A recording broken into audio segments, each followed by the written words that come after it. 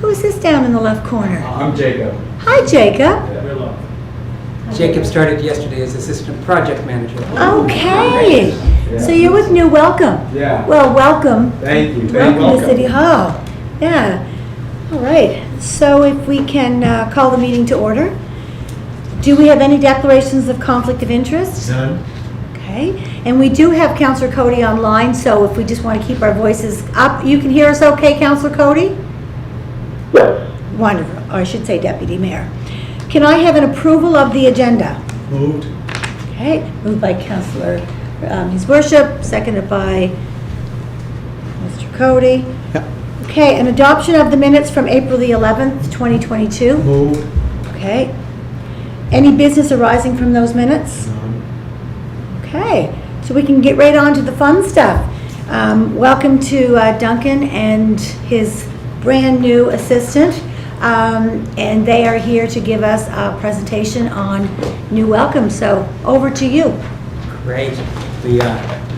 Somebody, I think it was Andrea mentioned, we keep this 20 minutes, so we've got the stopwatch going. Okay, I wasn't going to stopwatch you. I'm going to get you to come over here. Great. And speak in this area here, if you Great. would, please. And that way the deputy can be able to hear you. Great. Thank you for the invitation to speak, Madam Chair, Your Worship, Chief Administrative Officer, and thanks for the opportunity. New Welcome is a communication tool that's designed to deliver news from governments to members of their jurisdictions as they are happened, provided in the language that the citizens speak. So it's an app that provides information as it happens to citizens in a province or a city or a town, any jurisdiction. I'd like to tell you a little bit about how it started. In April 2019, I co-chaired a conference on immigration, and we were looking for a topic, and somebody who had married an islander from Trinidad suggested that in order to integrate into island life, the best way to do that was to marry an islander, because if you married an islander, then your brother-in-law would tell you how to get your septic tank fixed. If you didn't, there would be no way of ever knowing that. So we decided to, as a theme, ours would be, what does it take to make PEI home? We had an afternoon breakout session where people were able to talk about certain sections of this, and there was a guy in the middle of the room who said he would like to talk about how to use technology to help make PEI home. I went to his table, and it turned out to be my business partner. We started an idea that day that was to be able to create information for people as they needed it, when they needed it, in a language they could understand, and we began to build our project.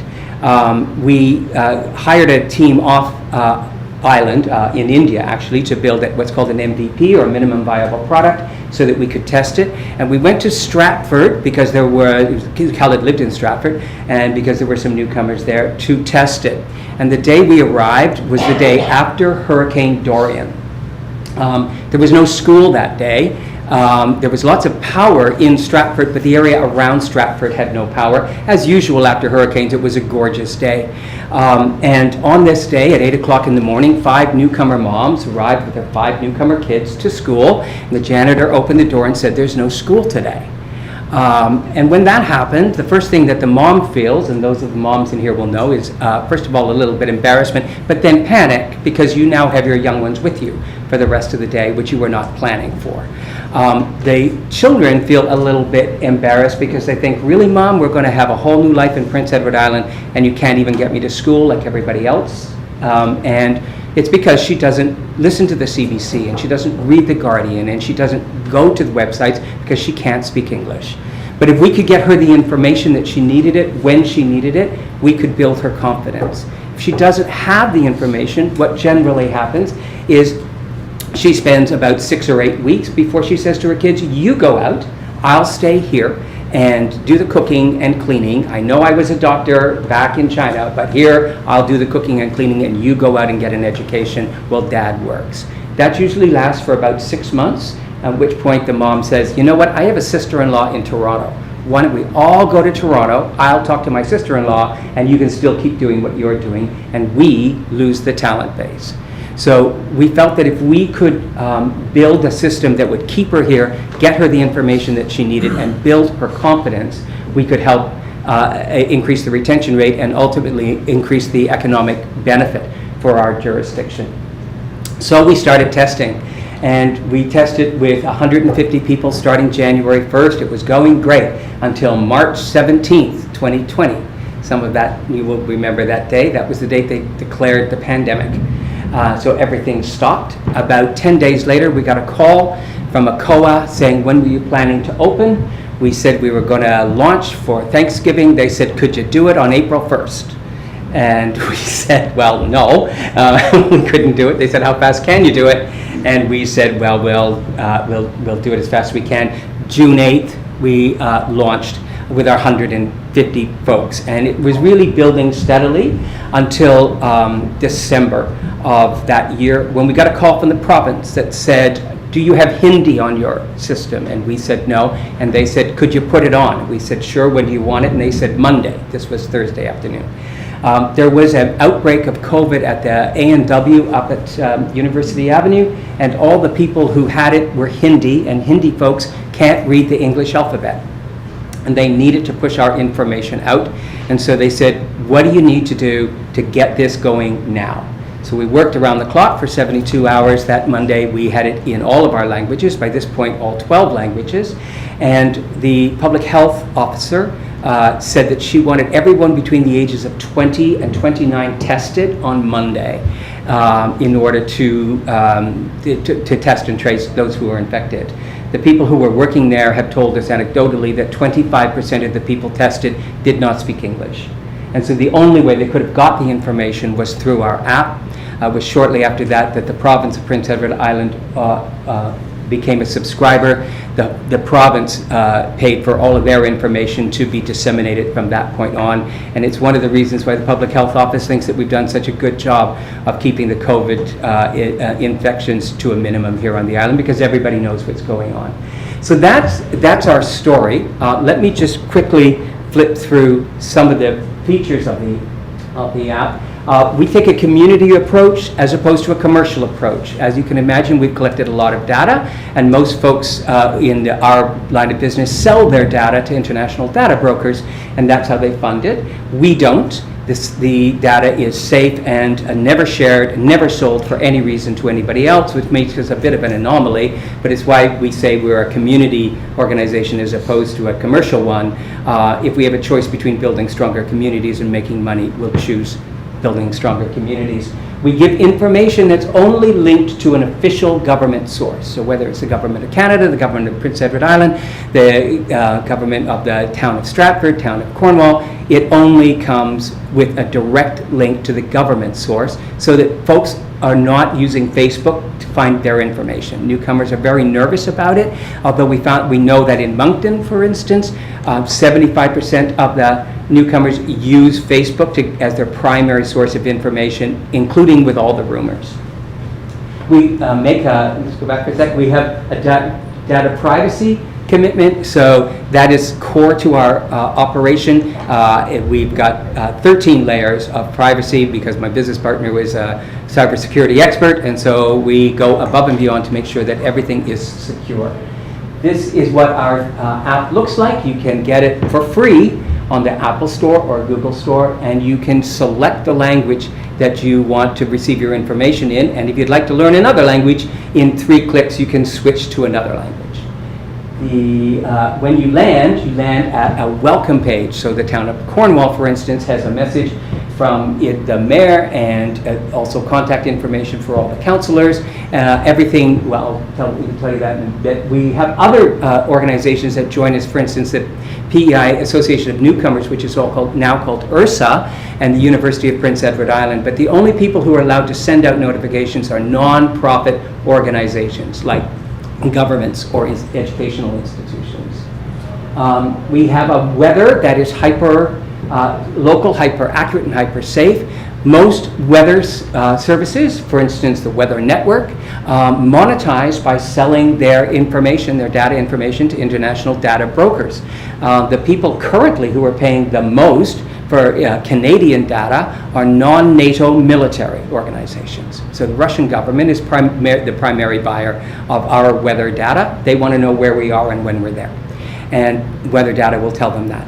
We have joined a group of scientists out of Latvia, led by a woman who has wanted to disrupt this organization, and she's created a system of 12,000 scientists to provide hyper-local information. You pay a subscription, which we do, and it's quite expensive, but nobody gets tracked, nobody gets traced, and everything is safe. We provide information on waste management. As we all know, the traditional way to know whether it's green bin or black bin on Prince Edward Island is to look out your window and see what your neighbor put out. And we will help that neighbor by giving them a notification the night before, so that when you look out, you can rest assured that your neighbor has put out the correct bin. We give out all of our notifications that comes directly to your phone for free. And this is where, for instance, anything that's happening in the town of Cornwall comes. This is where the information from the province of Prince Edward Island and all of their 7 participating departments send their notifications. School closures, road closures. This is very popular in the high school set during snow days, where people get it about 12 minutes ahead of when Mitch says it on the CBC, because it comes directly from the public schools branch. We've got a number of different features. We've got business listings where businesses can list their services with an interactive map, and it's available in all of our 12 languages, 13 coming this week because we're adding Ukrainian. The same is true for events. Any events that are out there, it's available for a relatively low price. It's $40 for a month to list an event. It's $240 for a year to list a business. And we're developing a couple of new systems that will help us increase the flexibility for businesses and events. We have a volunteer help. Those people looking for volunteers or those people wanting to volunteer, that's free. We have a jobs listing, anybody looking for help or anybody wanting help, that's free. And all of these are available in all 13 languages, which is automatically translated. You can change the notifications. If you don't want to hear anything from UPEI, you can change that. If you live in Charlottetown, you don't care what's happening in Stratford, you can turn off Stratford. If you want to change your language or change your location, it can all be done with 3 clicks on the app. We don't allow people to publish their responses to what other people are doing. So there's no comment section.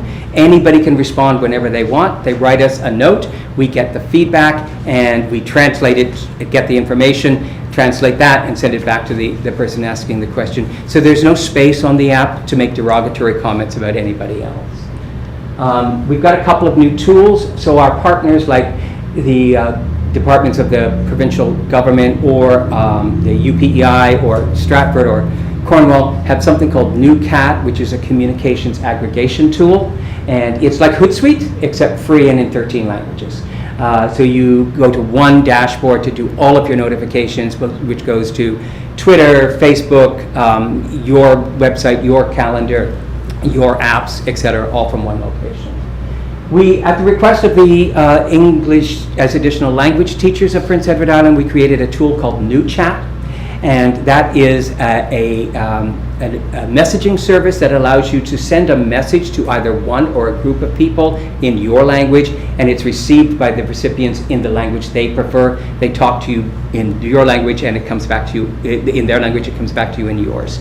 There are 2 services that currently do this in the world. One is free for the person sending it, such as a teacher, and very expensive for the recipient. So you can only get it if you can afford it. The other one is free for everybody, and it tracks and traces you, children being the most valuable data, because you'll be able to track and trace them for the rest of their lives. And so they make their money out of tracking and tracing the participants. This was a part of a subscription of the province of Prince Edward Island. It is only available in one jurisdiction in the world for free, and that is Prince Edward Island. That will change as we go through the months ahead, as we're expanding to other provinces. But currently, it's available for free, it's totally secure, it's totally safe, and it's only available here. Madam Chair, could I just ask a question about this? Sure.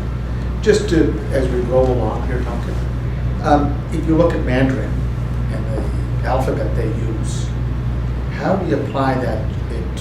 What's the application for my smartphone, a Google or my Apple phone? Do I just go online, find the app that allows me to type out my You go to questions Google there? or to Apple in whatever language you use Google or Apple But in. you don't have the app here.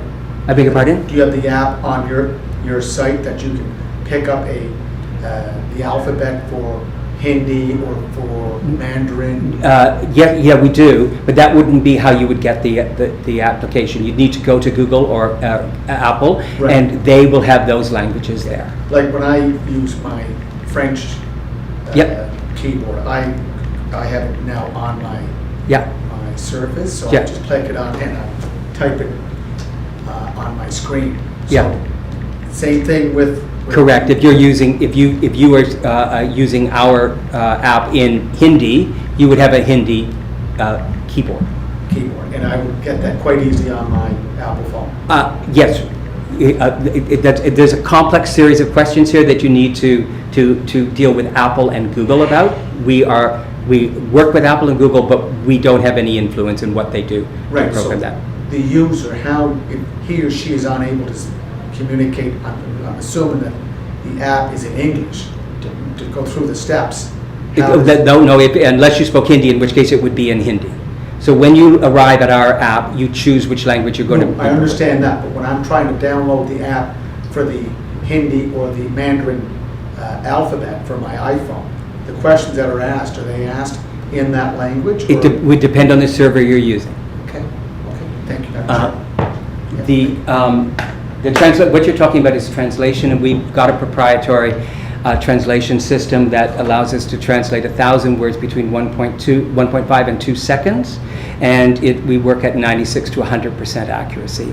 And the way we do that is proprietary, but we use a selection of professional translation systems, but we only use the one that is most accurate for each language. And so that answers your question a little further. We have a website version which we just launched 6 months ago that also is available in all of those languages. We provide cybersecurity awareness sessions because Khaled is a cybersecurity expert, and we generally find that most people, and certainly businesses, are not hyper aware of cybersecurity risks in our province. And so we do what we can on a voluntary basis to educate that group. We coincidentally created, through the jigs and the reels of all this, the PEI School Food Program, which is currently operating. And since September, we've arranged to distribute 425,000 meals to island students every Monday to Friday. So how are we doing? Currently, we prepared this for last month, so currently we're at 6,800 users. The number of events here, for instance, are 2 million. Anytime somebody comes to the app to see a notification from one thing or another, we call event. So since we launched, there have been 2,227,000 events. We have an engagement time, which is 2 minutes and 37 seconds. This is the opposite of what most apps encourage. We're trying to reduce the engagement time. We want you to find out where the meeting is and then go to it. We want you to find out where the store is and go to it. We want you to find out where the concert is and go to it. Get off your phone and join in your community. If you can't speak the language, use NewChat, and you'll be able to have a conversation in person, one-on-one, live, with the language that you need. So our purpose is to build stronger communities faster. In June, we've made a commitment to provide the HRM, the Regional Municipality of Halifax, with this service, and we're continuing our dialogue now with the provinces of New Brunswick and Nova Scotia and Newfoundland and Labrador. We've partnered with Minister Arlene Dunn, who's the Minister of Immigration from the province of New Brunswick, and also the co-chair of the Forum for Ministers of Immigration in Canada with the federal minister, Sean Fraser. So they together are leading a process whereby we're exploring a partnership with the 3 other Atlantic provinces to join what Prince Edward Island has done now. I am just about a minute away from my time, so I'll stop there and use the last minute to answer any questions. Thank you. I enjoyed this presentation even more than I did when I came to your office. Great. Very informative. Does anyone have any questions, Your Worship? I want to ask, I'll wait to see if Debbie wants to ask. Okay. Deputy Cody, do you have any questions for Duncan? No, I don't think. I'm just following along on the email that came out. It is very interesting for sure, their diverse community. It's a timely presentation. Right. I've had the app since I came in, and I love it. I mean, you look at the amount of active users and you think, oh, well, that's not very many, but that's all probably people that are new to Prince Edward Island, taking advantage of making sure their children get to school on the days they're supposed to, and storm days, and I mean, because we are a pretty unique province. It looks that way, although 6,500 users coming twice a day means we distribute just under 100,000 messages that are read every week. Wow. So, and that could be about a burst water pipe at UPEI, or it could be the Hillsborough Bridge, or it could be high-sided vehicles on the Confederation Bridge, or Epica Crossing, as it's going to be called. So it's 100,000 pieces of information that's out there in 13 languages.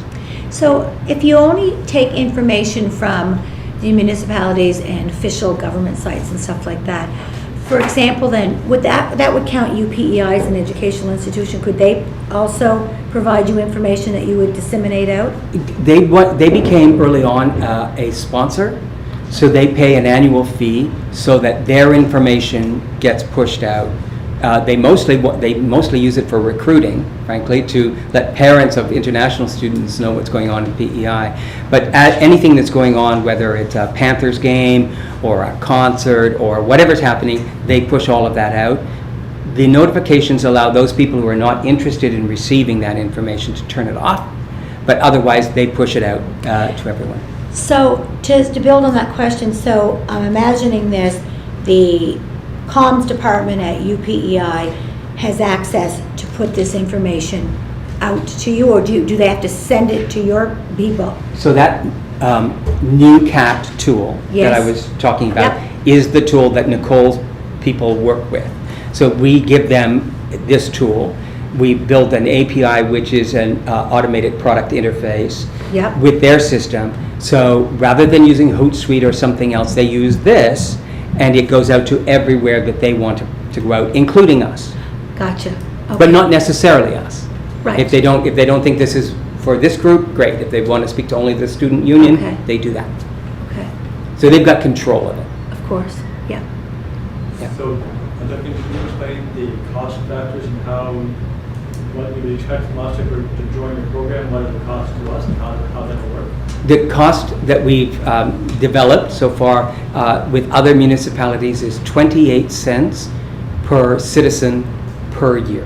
Per user citizen or per? No, 28 cents per citizen in the jurisdiction. So for Cornwall, we use their census numbers. They provide us with the number of people who live in their jurisdiction, and for them it works out to be $1,500 a year.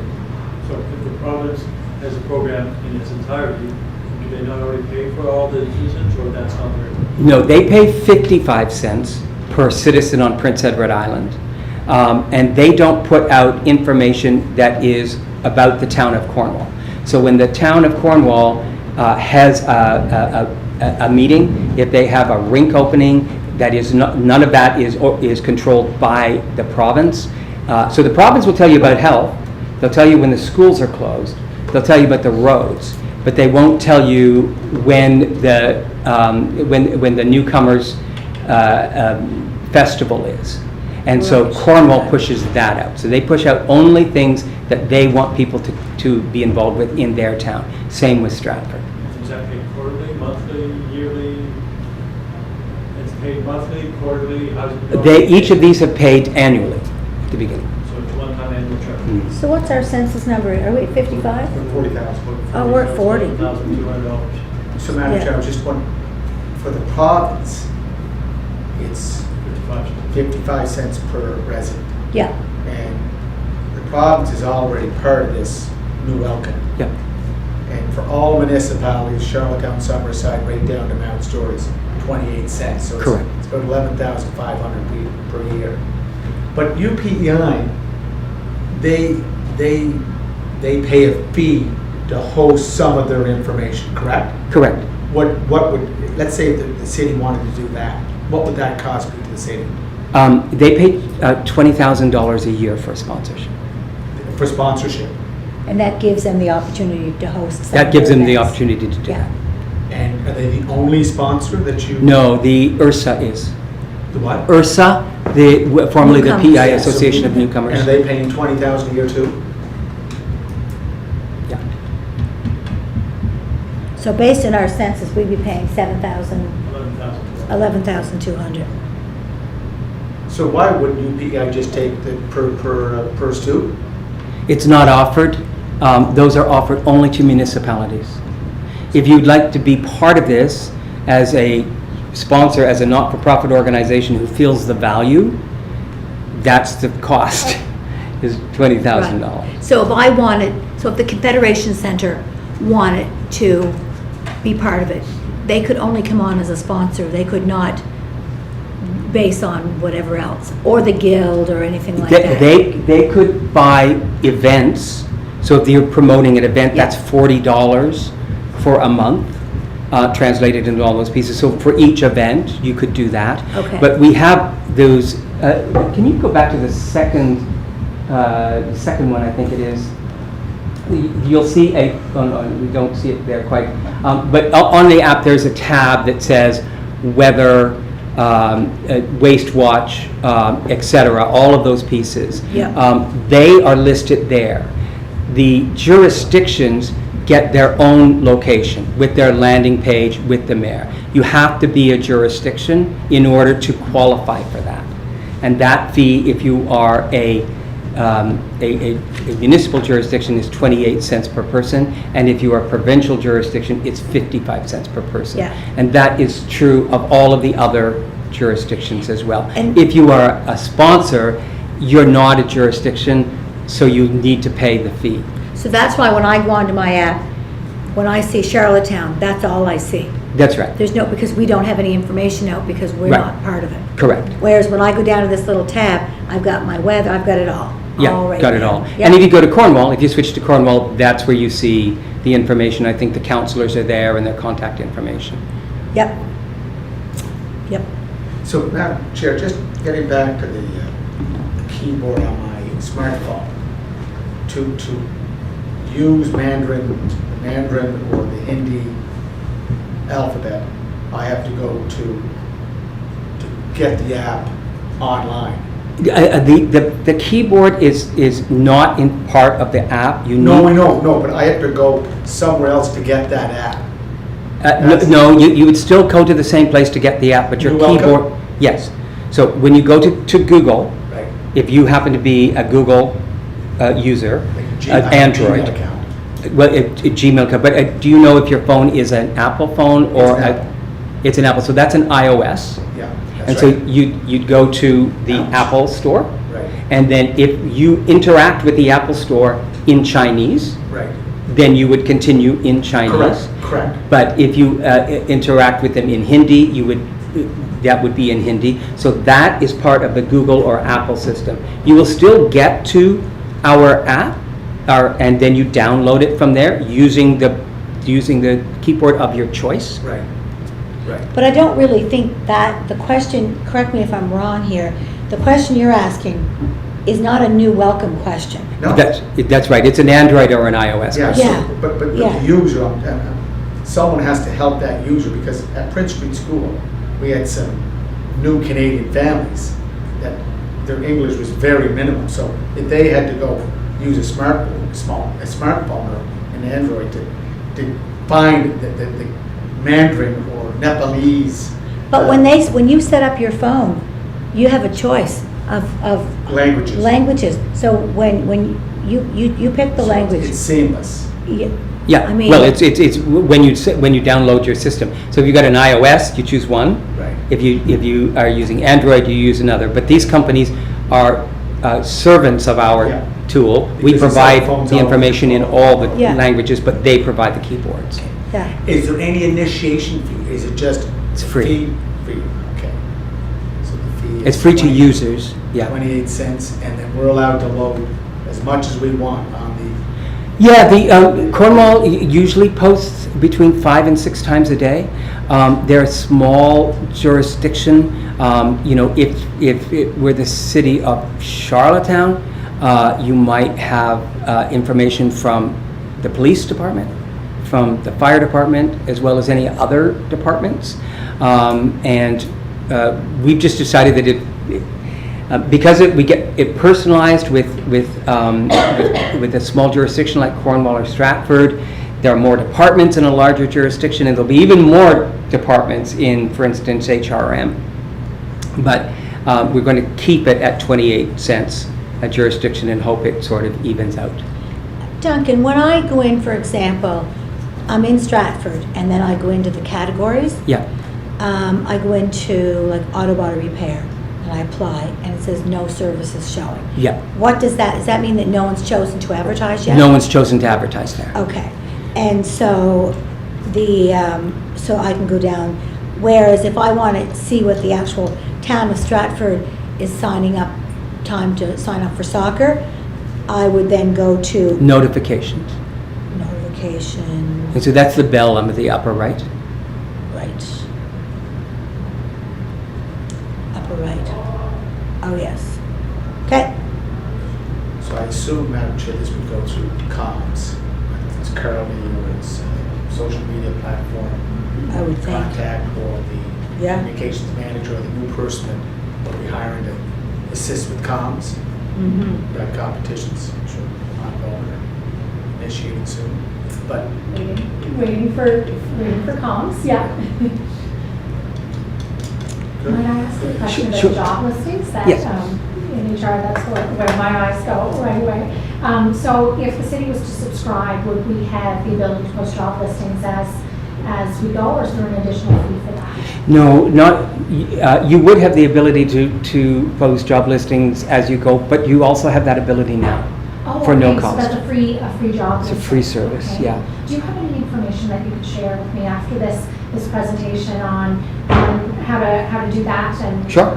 Yeah. maybe bring that to our recruitment coordinator? Yeah, maybe if we get some contact. Wonderful. Yeah, we'll connect after. information. I can Pass that along to you. Yeah, and so we'll get it to Jacob, and That'd be great. we'll get in contact with you, and we're actually building a little video that helps people do it. You can do it online, and you just pile them up. We applied for 3 summer students to take Sam Sanderson's 1,000 job listings and put them all on, because Sam wants people to work for him at the Construction Association, Yeah. but the construction companies don't have the time to upload these thousands, so we've hired summer students to do that and fill it up.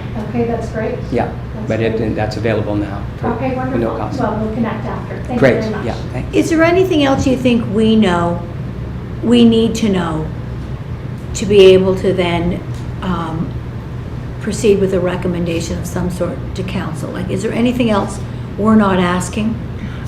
No, I think your questions are comprehensive and clear. We are, moving quickly, growing quickly.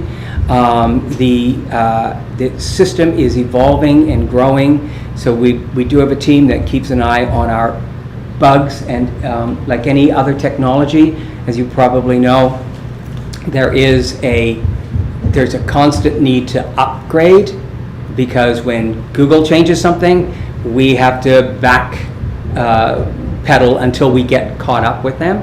Amazon goes down, we had to backpedal to make sure that all 10,000 of our students who are getting delivered food get their food that day. And so it means that we've got 15 people, and we've headquartered in Charlottetown. So we've headquartered at Longworth Avenue on the 2nd floor, and that will grow. So we are operating in the city of Charlottetown, and that's where we're going to stay.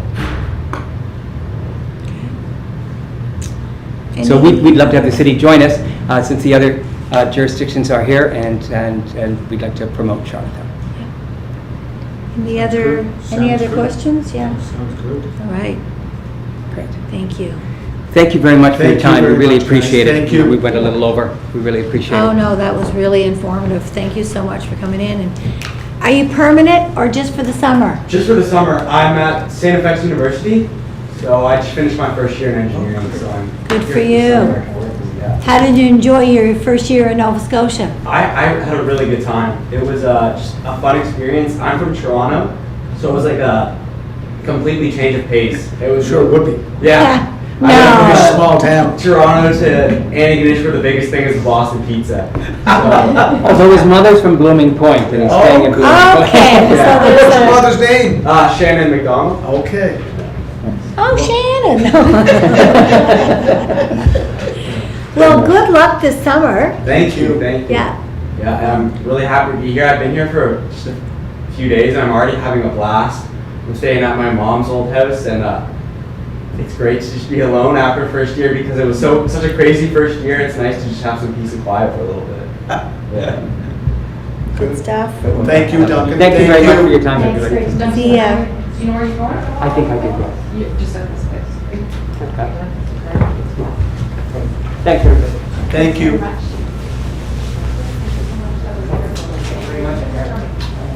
I can just grab your email and I can. Yeah, absolutely. Nice. It's actually, I was downloading the app, Yeah. right there. So it's BKAUZ. BKAUZ,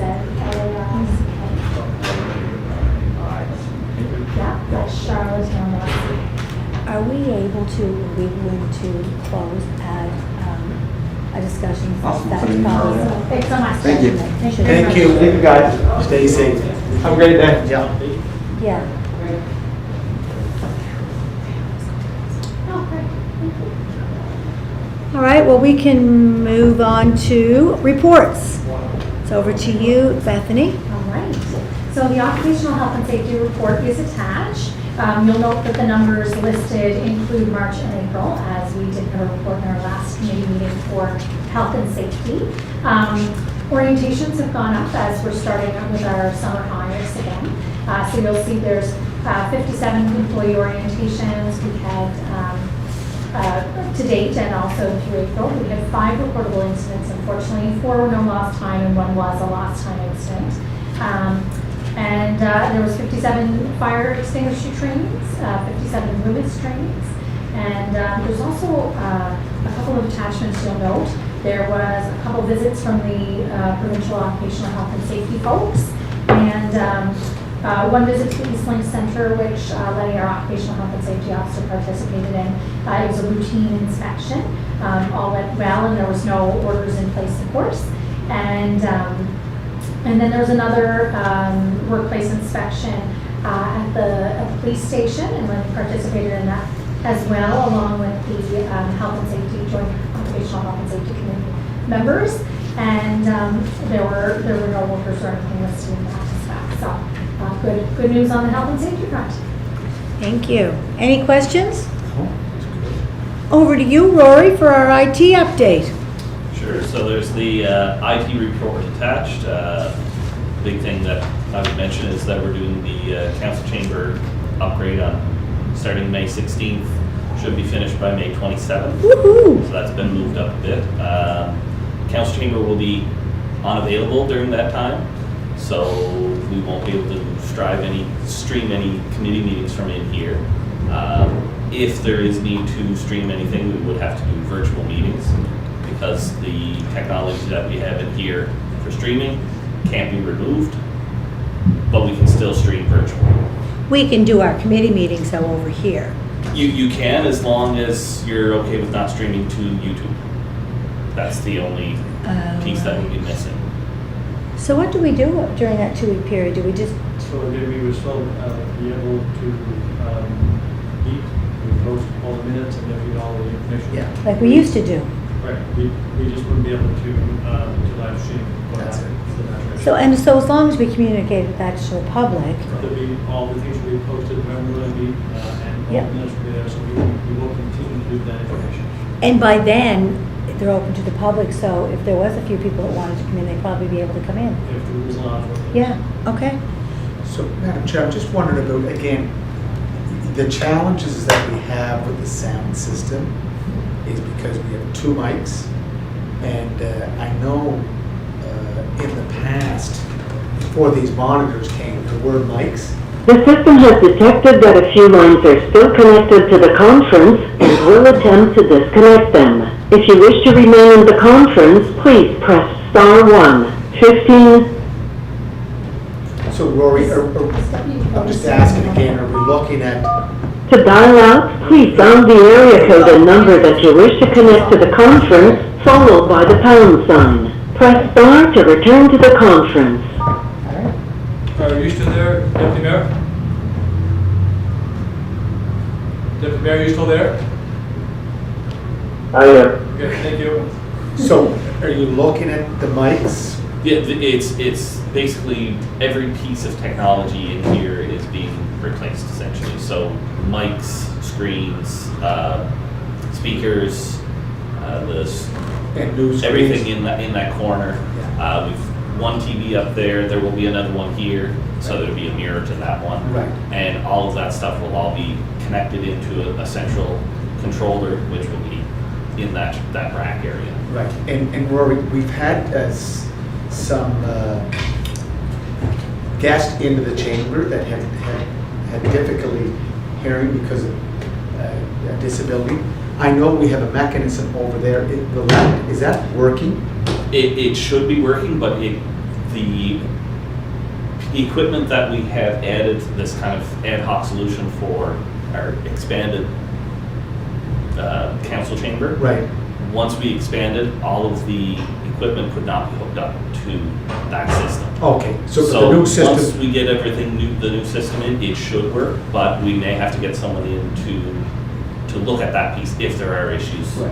at that point. because I think, Madam Chair, the hearing aid picks up, I believe that's what it is. It's like Yeah. a TTL or a TTYL. I think that's what it is. or a- Yep. Yeah. Yeah. Yeah, so it should work, but if there are issues, we haven't been able to test for a 2-year period, so there may be some need to do some troubleshooting after the stuff. fact.